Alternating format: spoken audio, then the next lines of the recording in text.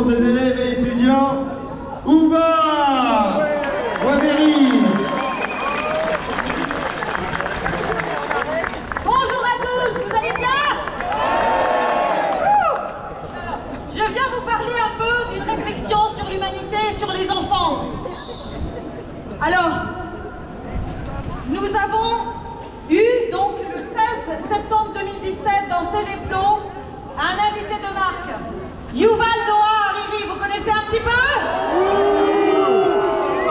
Éminence grise du fondateur du Forum économique de Davos, Klaus Schwab, qui dans son livre Homo Deus, qu'est-ce qu'il écrit? Il écrit que les principaux produits de nos économies ne sont pas des tissus, des textiles, des véhicules, mais des cerveaux du vivant et des corps. La mort n'est plus le problème des prêtres, mais celui de l'ingénieur. L'endroit le plus intéressant d'un point de vue religieux, ce n'est pas le Moyen-Orient, mais la Silicon Valley. C'est là où on trouve les nouvelles religions du XXIe siècle. Comme le dataïsme, nous en avons une question. Nous demandons à Google, aux algorithmes qui déchiffrent l'individu au travers des données qu'on leur fournit.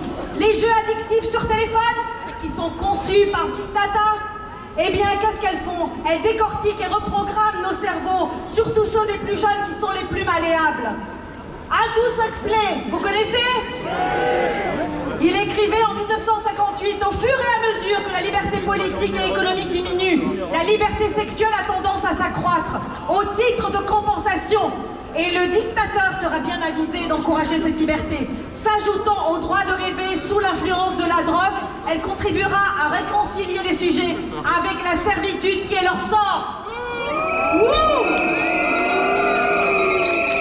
Alors le 22 avril 2023, la DEE, en collaboration avec l'association Contre-Attaque, la défense des droits humains, on est allé contester en fait une exposition de Myriam Khan qui se tient actuellement au Palais de Tokyo.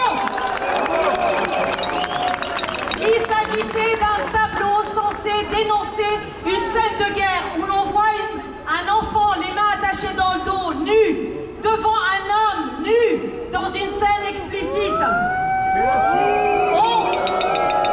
Rima Abdul Malak, notre ministre de la Culture, considère qu'il s'agit de l'art.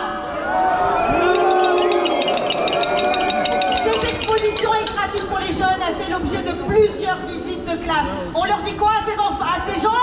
On leur dit touche pas à nos enfants!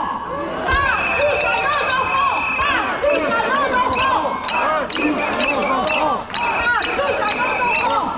En 2000, l'Union européenne a rédigé le protocole de Lisbonne, dans lequel elle établissait que nous avions besoin que de 10% de cadres et 90% de consommateurs.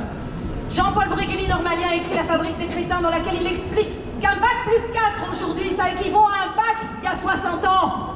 C'est honteux pour la France, c'est honteux.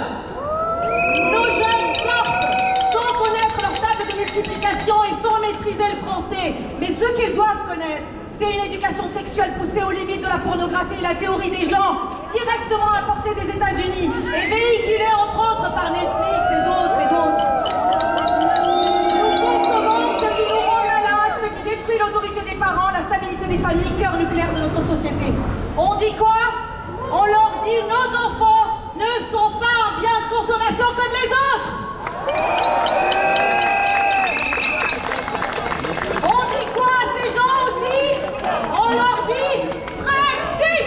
Brexit! Brexit! Brexit! Brexit! Brexit! On leur dit résistance! Résistance! Résistance! Résistance! Résistance! Voilà. Liberté, résistance, vérité. Vive l'union sacrée! Vive la liberté! Vive la résistance! Vive les patriotes et vive la France libre!